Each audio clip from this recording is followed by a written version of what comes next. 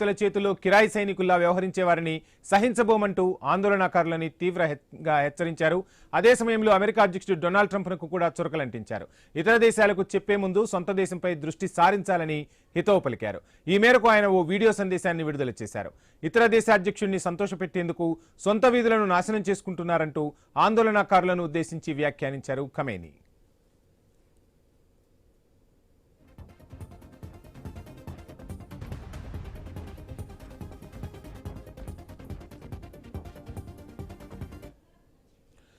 ఇరాన్లో ప్రభుత్వానికి వ్యతిరేకంగా జరుగుతున్న ఆందోళనలపై ఆ దేశ supreme leader Ayatollah Ali Khamenei స్పందించారు.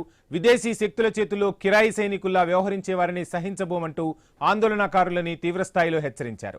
అదే సమయంలో అమెరికా అధ్యక్షుడు డొనాల్డ్ ట్రంప్ను కూడా చురకలంటించారు ఖమేనీ. ఇతర దేశాలకు చెప్పే ముందు సొంత దేశంపై దృష్టి సారించుకోవాలని హితవు పలికారు. ఈ మేరకు ఆయన ఓ వీడియో సందేశాన్ని విడుదల చేశారు. ఇతర దేశాధ్యక్షుడిని సంతోషపెట్టేందుకు సొంత వీధులను నాశనం చేసుకుంటున్నారంటూ ఆందోళనకారులపై విరుచుకుపడ్డారు ఖమేనీ.